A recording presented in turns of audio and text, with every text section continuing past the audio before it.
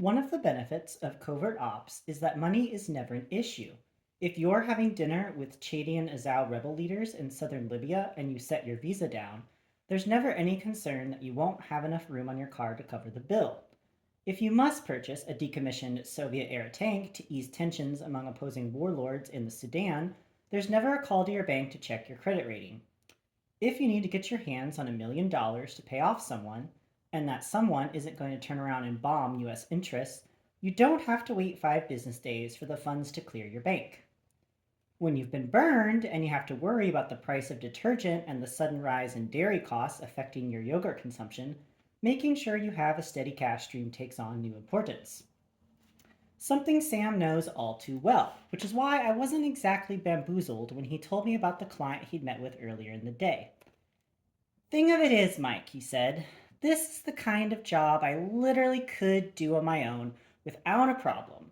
But I've been reading the newspapers lately, and I'm not afraid to say that for those working freelance, the outlook is pretty bleak. Funny, I said. I didn't see any stories in the Herald detailing the plight of the out of work spy. We'd been sitting on the Carlitos patio for a little more than 20 minutes, largely making idle chatter, which is how Sam warms up before breaking bad news to me. So we'd already covered my shopping adventure at Target, the exploding ship, and my exploding mother, which brought us to the job at hand. There was a thin manila file on the table that Sam hadn't mentioned yet. Well, you gotta read between the lines, Sam said. You can't trust that the media is gonna say the exact truth. Little propaganda here, little propaganda there, keeps people on an even keel. Price of gas, for instance. Prime indicator of tough financial times ahead in the industry, my friend. Even your average drug smuggler or arms guy is going to take a long look at the ledger before he decides to make the Atlantic run with a bunch of cargo. I get it, Sam, I said. I'm just saying, you never know where your next dollar might come from. This already sounded bad. But you're going to tell me, aren't you? Sam plucked an oyster from the bowl in front of him and then took a long sip from a bottle of Stella. How do you feel about boats? That depends, Sam. Are they blowing up? Of course not, Sam said. Because I saw a really nice yacht turn into slivers today, and I don't have a pressing desire to be involved in that sort of thing. Thing of it is, Sam said, a friend referred me to a gentleman in the Italian yacht industry who has a rather significant problem. The Italian yacht industry? Yes, Sam said. Didn't I tell you that I wasn't interested in mob business? This isn't the mob, Sam said, but he said it in such a way that I sensed there was some semantic interpretation at work. I have no desire to enter into some squabble with Cosa Nostra, I said. The outfit, Koska, the family. Whatever word you want to use, you're talking about 200 years of pissed off people. They are not my problem. It's not that yacht industry, Sam said. No, not specifically. What yacht industry do you think I'm speaking of? Sam pondered this for a moment. The one that takes place at the shipyards, right? Who is the friend? I asked. This was important. Many of Sam's friends in the past were actually people who were friends with his former girlfriend, Veronica, which meant they had some problem that could only be solved to my near peril. Other friends of his were people who lived in that nebulous territory between smuggler and outright pirate, and who'd found themselves in situations requiring backup. And others still were people who bought him drinks when he was low on cash and learned his long and sordid history and figured he might be able to help them avoid violent exes, Shylocks, bookies, unpleasant organized solicitors upon their businesses, and other sundry unpleasant societal ills. No one ever needed a cat rescued from a tree. No one ever needed someone to give their son a stern talking to about fireworks. No one ever needed a guy to water their plants and watch their poodle, even. Maybe friend is a bit of a stretch, Sam said. A guy I know from a thing I did in Latvia a few years ago. Let's just say it was totally legal within the constructs of common treaties currently in place, has a small business venture whereby certain people come to him looking for help with projects that require sensitivity and care in the retrieval of certain products or persons. A former client of his contacted him today in relation to an event of a dangerous nature. So I said, a mercenary? Essentially, Sam said. If he's so good, I said, why did he need to come to you with things of a dangerous nature? This job is a little out of his area of expertise. On the beach, people were playing volleyball, tossing frisbees, applying suntan lotion. A bank of thick gray clouds lined the horizon, making me think that a storm might be coming. Or if it were like any other Miami afternoon, they'd just sit out there all day as if to let everyone know that somewhere else people had it just slightly worse. I sighed. It was better than speaking. And my friend isn't technically allowed in America, Sam said. I sighed again. This one was meant to convey a sense of quiet resignation tinged with muddled anger. Now, Mikey, Sam said, I wouldn't have agreed to take this job if it didn't seem like something you could do with your eyes closed. You wouldn't even need to take off your sunglasses. Where is this client? He's staying at the Setai, Sam said. The Setai is the most expensive hotel in South Beach. It's the kind of hotel you stay in when you want people to know that money means nothing to you, but not in the frugal sense.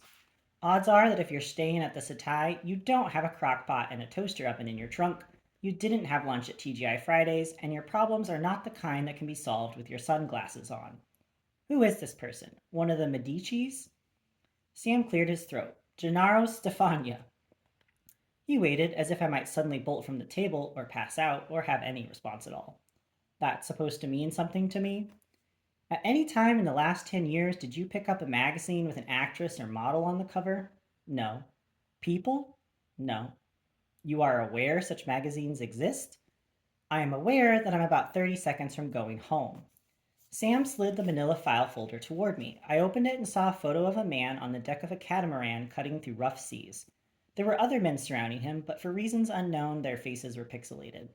The man looked to be about 40, athletic, his arms long and sinewy with muscle, like a runner's. He was handsome in a regular way, which is to say he didn't look like a model, just your average alpha male. An angular face, deep-set green eyes, wavy brown hair.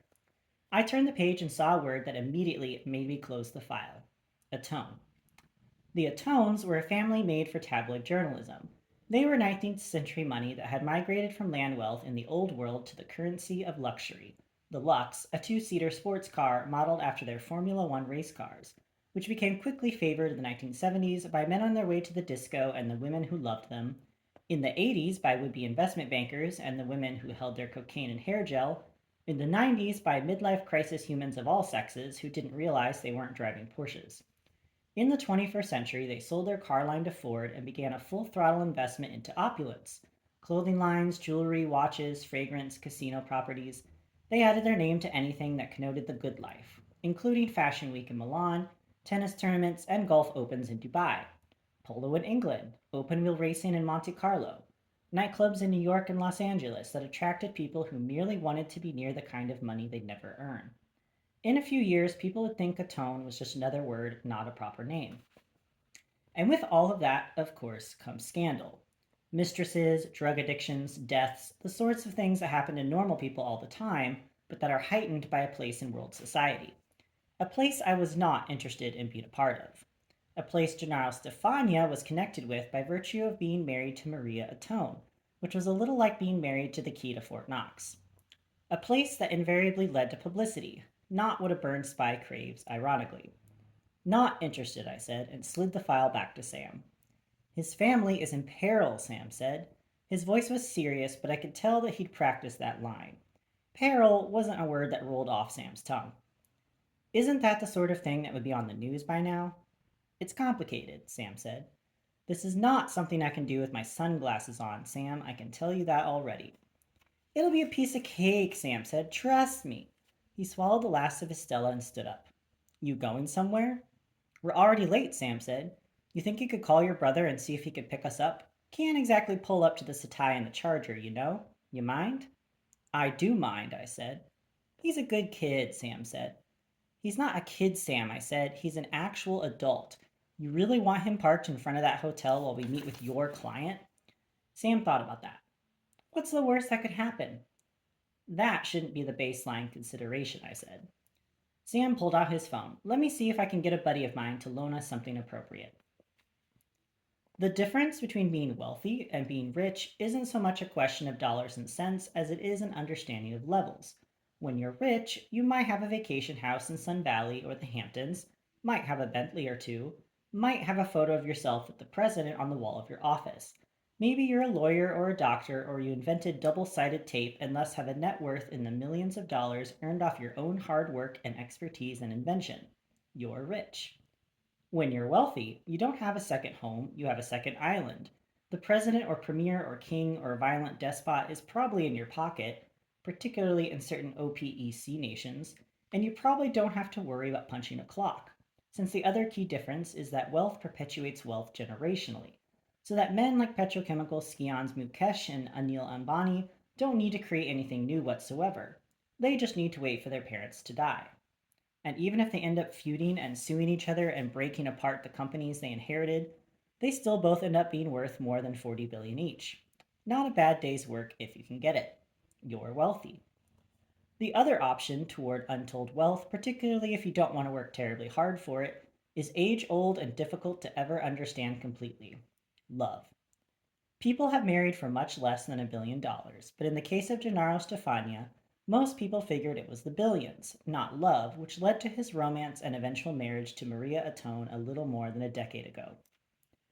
I was in the passenger seat of Sam's buddy's car, a BMW that smelled like people had been having sex in it regularly, and in all of the seats, reading through Gennaro's file again as we made our way to the Setai. I was trying to figure out why someone like him would need someone like me, but more than that, why he might have needed someone like Sam's nebulous friend, particularly a nebulous friend who would provide such an extensive dossier, which detailed his life in familiar CIA speak and description and detail. Your friend, I said. What did he do for Gennaro before? Security mostly, Sam said. Security like he protected him, or security like he hid bodies for him? Security like he helped him out of a problem with some undesirables. It's on page 6. One thing I knew for certain was that marrying into the Ottone clan was no easy bargain, money or not, but especially not for someone like Gennaro, who wasn't exactly Italian royalty. He was the American born son of Victor Stefania, who'd raced for the Ottone's Formula One team in the 60s and 70s and died in a fiery crash I remembered watching with my dad on ABC's Wide World of Sports. I could still hear Jim McKay announcing the race, the slow motion replays of the car flipping over the grassy midfield of some foreign track before turning supernova. That's the agony of defeat, my dad said then, which says a lot about Dad. The dossier said Gennaro lived in America through college, moved to Italy after the death of his mother from cancer, and married into the Ottone clan a decade ago amid persistent rumors that it was some kind of reparation for his father's service. But at least looking at the photos of him with Maria and their young daughter, things seemed bucolic, rumor and gossip aside.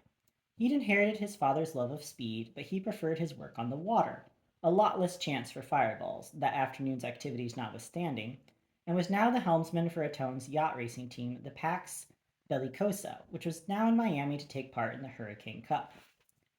Yacht racing is one of those sports that the average American doesn't care about because the average American is landlocked. Even still, the idea of taking part in a regatta probably conjures images of men in navy blue sports coats calling each other old chap and sport and chum while skirting around buoys in the pleasant waters of the Atlantic, which certainly isn't as compelling as anabolic freaks slamming into each other for 100 yards of contested territory 10 yards at a time. The truth was that there was a lot of old chap this and sport that and chum tossed around New England, but on the world stage, yacht racing was big business and big entertainment, which meant, as with all things big, that there was a criminal element. I didn't think that yacht blowing up beneath the causeway this afternoon was a faulty wiring issue, certainly. There were also $1 million parties, secondary events like fashion shows and car expos, and haute cuisine displays, and gambling, though not of the legal variety. These teams, like Gennaro's, were owned by people who threw money around like confetti. Where there's money, there's desire for more, and desire makes people blind. Blind people stumble into stupid things like stick ups, heists, and good old fashioned extortion, all in the name of sport. Nevertheless, Gennaro seemed normal enough, which probably meant he was completely corrupt. I flipped to page 6. Oh, this is surprising, I said. I'm not convinced it's going to be a problem, Sam said. But he might as well have said that he didn't think he'd ever want to drink another beer. Some lies are well meaning, others are just lies. There was a picture of Gennaro with Christopher Bonaventura, head of one of the largest international crime families.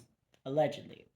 It was taken from a distance of several hundred yards and captured the two of them walking along a rocky jetty, The photo was likely snapped from a dinghy somewhere in the Adriatic. What is this, Sam? They're old friends, Sam said. There was a question of impropriety that arose from the friendship. My friend smoothed it out. What kind of impropriety? There was some thought Gennaro had debts he wasn't informing his family about. Gambling? Drugs. Bonaventura moves a lot of H. Seeing the two of them together raised suspicions, especially since they weren't exactly meeting in front of Starbucks. Who was tailing him? Don't know. Probably Bonaventura's own guys. And your friend smoothed it out how? Sam shifted in his seat. It was his one tell. Sometimes he just can't sit with things. He convinced Mr. Bonaventura that he was no longer friends with Gennaro. You couldn't have told me this when we were still at the Carlito? Gennaro doesn't believe his situation is related to this. Frankly, Mikey, I'm inclined to believe the kid. I flipped back through the dossier. He's almost 40. He's very innocent, Sam said. You'll want to protect him when you see him. I'll probably want to shake him until he passes out. Up ahead, the Satai shimmered in the fading sun. The hotel was a strange and entirely appropriate nexus between the past and the present, as if Art Deco had gone on a long, hot date with Asian design aesthetics. Look one way, you're in Miami in 1933. Look the other, and it was Hong Kong 15 minutes ago. Half of the hotel was the old Dempsey Vanderbilt, which first entertained the rich and notorious 80 years ago. The other half was a 40-story tower that was a second home to any celebrity with a single name. You going to tell me who your friend is? I asked. It wasn't important on a personal level, just that Sam's patented avoidance of the subject made me curious, and also indicated to me that our new friend Gennaro probably had issues beyond the dossier. A guy named Jimenez, that's all I can say. CIA? For a time. NSA? Just an old friend, Mikey. He assures me Gennaro is fine and totally on the level. And rich, Mikey. Big money here. The kind where you won't have to work for months afterward and can just focus on figuring out your burn notice. Just the vacation I've been hoping for, I said. We pulled up to the hotel and were met by a valet dressed in an all-brown Nehru outfit. He took Sam's keys without muttering a single word or looking directly at either one of us before speeding off. Indifference was the new politeness. Not exactly the Motel 6 here, Sam said. You get what you pay for, I said. But do they leave the lights on for you? I'm going to guess that they do, I said. My money, all you really need in a hotel is a bed, a bar, and a pool. Well, I said, good thing it's not your money. Inside, the Satai was oddly quiet. I'd grown so accustomed to every hotel in South Beach being an excuse for a nightclub to have a roof that I'd forgotten elegance still existed.